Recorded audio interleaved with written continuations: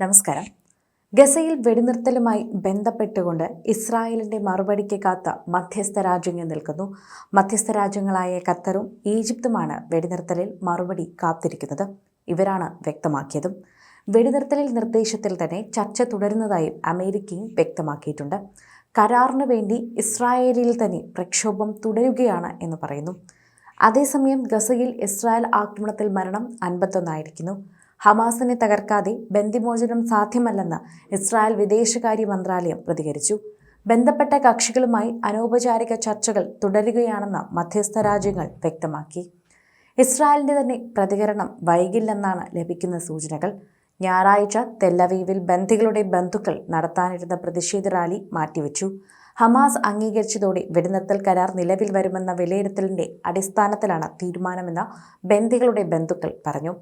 വെടിനിർത്തൽ നിർദ്ദേശത്തിൽ തന്നെ ചർച്ച തുടരുകയാണ് എന്ന white house press secretary Karoline Leavitt പ്രതികരിച്ചു.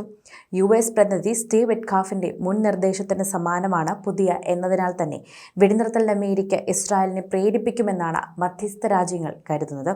അതേസമയം ഗസയിൽ കൂടുതൽ ശക്തമായ ആക്രമണത്തിന് ഒരുങ്ങുകയാണെന്നും ഹമാസിനെ തകർക്കാതെ ബന്ദികളുടെ മോചനം നടക്കില്ലെന്നും ഇസ്രായേൽ വിദേശകാര്യ മന്ത്രാലയം പ്രതികരിച്ചു.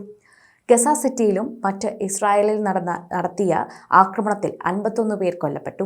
സ്വതന്ത്ര ഫലസ്തീൻ രാഷ്ട്രത്തെ പിന്തുണയ്ക്കുന്നത് സെമിറ്റിക് വിരുദ്ധ നടപടിയാണെന്ന് ഇസ്രായേൽ പ്രധാനമന്ത്രി ബെഞ്ചമിൻ നെതന്യാഹുവിന്റെ പ്രസ്താവനയെ തള്ളി. ഫ്രാൻസ് രംഗത്തു വന്നു. സെമിറ്റിക് വിരുദ്ധക്കെതിരായ പോരാട്ടത്തെക്കുറിച്ച് നെതന്യാഹു തന്നെ തങ്ങളെ പഠിപ്പിക്കേണ്ടതില്ലെന്ന് ഫ്രാൻസും തിരിച്ചടിച്ചു. ഗസ വെടിനിർത്തൽ നിർദ്ദേശങ്ങൾ അംഗീകരിച്ച് ഹമാസും എത്തി. ഖത്തറും ഈജിപ്തുമാണ് നിർദ്ദേശങ്ങൾ ഹമാസിന് മുൻപിൽ വച്ചത്. ഗസയിൽ ഹമാസിന്റെ പക്കലുള്ള ബന്ദികളുടെ പകുതി പേരെ വിട്ടയക്കുന്നതിലും ചില ഫലസ്തീൻ തടവുകാരെ ഇസ്രായേൽ മോചിപ്പിക്കുന്നതും ഉൾപ്പെടുന്ന 60 ദിവസത്തെ വെടിനിർത്തലിനാണ് സമ്മതമറിയിച്ചത്. മധ്യസ്ഥർ അവതരിപ്പിച്ച പുതിയ നിർദ്ദേശങ്ങൾ തന്നെ അംഗീകരിച്ചതായി ഹമാസിന്റെ മുതിർന്ന ഉദ്യോഗസ്ഥൻ ബാസേൻ നയീം വ്യക്തമാക്കിയത് റോയിട്ടേഴ്സ് റിപ്പോർട്ട് ചെയ്യുകയും ചെയ്തിട്ടുണ്ടായിരുന്നു. ഇസ്രായേലി സൈനിക നടപടികൾ താത്കാലികമായി തന്നെ നിർത്തിവയ്ക്കുന്നതോടൊപ്പം വംശഹത്യ അവസാനിപ്പിക്കുന്നതിനുള്ള സമഗ്രമായ കരാറിനുള്ള വഴിയൊരുക്കുന്നതും പുതിയ വെടിനിർത്തൽ കരാറിൽ തന്നെ ഉൾപ്പെട്ടിട്ടുണ്ടെന്ന് ഈജിപ്ഷ്യൻ ഔദ്യോഗിക വൃത്തങ്ങൾ പറഞ്ഞു. അതേസമയം ഗസ സിറ്റി പിടിക്കുമെന്ന ഭയത്തിനാലാണ് ഹമാസ് വെടിനിർത്തലിന് തയ്യാറാകുന്നതെന്ന് ഇസ്രായേൽ ആരോപിച്ചു. ഇതിനിടെ വെടിനിർത്തൽ ആവശ്യപ്പെട്ട് ഇസ്രായേലിൽ ലക്ഷങ്ങളുടെ പ്രതികരണങ്ങൾ തന്നെ നടന്നു. യുദ്ധം അവസാനിപ്പിച്ച് ബന്ദികൾ സുരക്ഷിതമായി തിരിച്ചു കൊണ്ടുവരണമെന്നും ആവശ്യപ്പെട്ടുകൊണ്ട് ഇസ്രായേലിൽ വ്യാപക പ്രക്ഷോഭമാണ് അരങ്ങേറുന്നത്. തലസ്ഥാനമായ തെൽ അവീവിൽ 10,000ങ്ങളാണ് തെരുവിലിറങ്ങിയത്. യുദ്ധവിരുദ്ധ പ്രവർത്തകർ ജെറുസലേം തെൽ അവീവ് ഹൈവേ ഉപരോധിച്ചു. പ്രക്ഷോഭകർക്ക് നേരെ ഇസ്രായേൽ സുരക്ഷാ സേന ബലപ്രയോഗം നടത്തി.